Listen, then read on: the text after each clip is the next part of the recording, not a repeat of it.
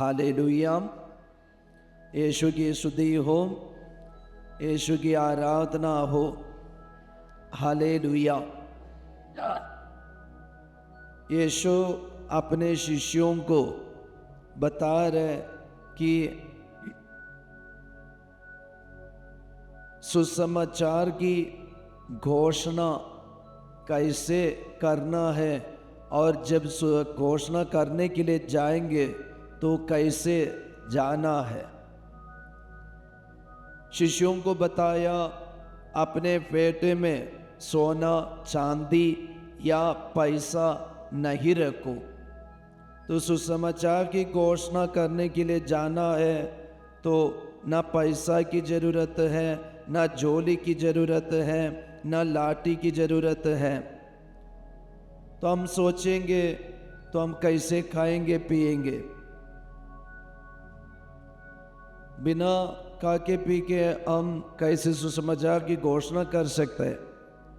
अगर 3-4 दिन हम नहीं खाएंगे तो कैसे घूम सकता है। तो ये सिर्फ बाह्य खाने के बारे में या भोजन के बारे में यीशु नहीं कह रहे। क्यों शिष्यों को ये सलाह दे रहे कि तुम जाते समय कुछ नहीं लेना। तो ये शिष्यों का भरोसा जिसने भेजा उसी के ऊपर होना। तो शिष्यों का भरोसा हमेशा यीशु पर निर्भर रहना है।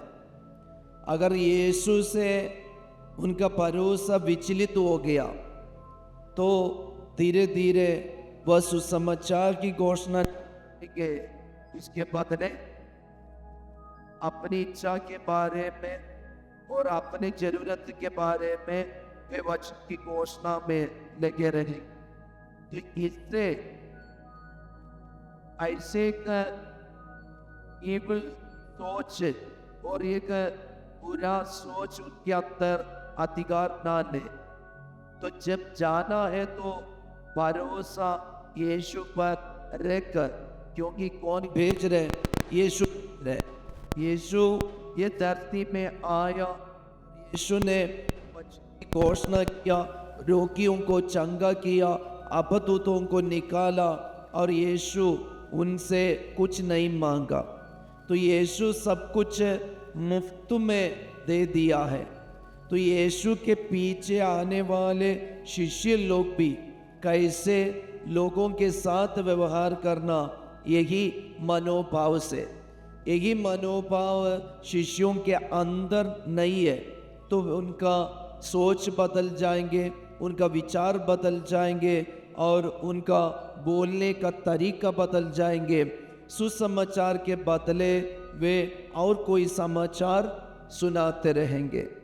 तो हमारे मन में क्या होना है? एक भरोसा, ये प्रत्याशा, हमारे अंदर जो आशा है यही आशा हमें आगे बढ़ाएंगे। अभी जब ईश्वर ने इब्राहिम को बुलाया, इब्राहिम को कैसे बुलाया? एक शब्द से बुलाया। तो इब्राहिम का विश्वास और आशा एक ही शब्द में था।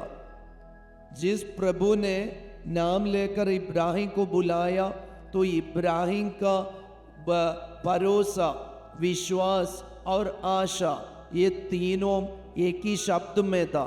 सुना एक ही शब्द में, वही शब्द में भरोसा रहकर इब्राहिम क्या किया? अपने रहने वाला जगह छोड़कर चला गया। ईश्वर जिस कार्य के लिए बुलाया और जो जगह दिखाया वहीं पे गया। न अपने हाथ में झोली है, न कपड़ा है, कुछ भी नहीं है। तुम जाओ। इब्राहिम गया। तो जब इब्राहिम बूढ़ा हो गया था, यही बुढ़ापे में ईश्वर ये वचन दे रहे। तो इब्राहिम का विश्वास क्या था? इब्राहिम ने रखा आशा क्या था? प्रत्याशा। तो आज जब यीशु हमें ये बता रहे, शिष्यों को बता रहे कि तुम जाओ, जाना और जाते समय कुछ नहीं लेना, तो इसका मतलब उनका विश्वास, भरोसा वही प्रभु पर।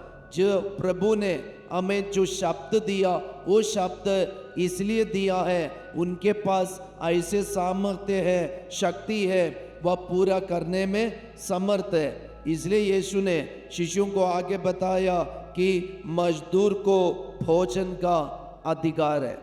अगर मैंने तुम्हें मजदूर नियुक्त किया है तो तुम्हें क्या का अधिकार है? भोजन का। तो एक बात पक्का है, हमारे हाथ में चोली न होने दो, पैसा न होने दो, लेकिन पेट भर के क्या मिलेगा? मिलेगा। ये प्रोमिस है, ये प्रोमिस है, यही है आशा, यही है विश्वास। तो एक शब्द पर हम विश्वास कर रहे कि किसने ये शब्द दिया, वही हम सोचना है। वो सर्वशक्तिमान है, उनके लिए सब कुछ संभव है। तो विश्वास ऐसी एक चीज है, और ये आशा, जो आशा हमारे अंदर है वो पूरा करने वाला, और जिन्होंने प्रोमिस दिया वो प्रोमिस अपने से किए प्रतिज्ञा पूरा करेगा। वही है हमारे अंदर का विश्वास और आशा।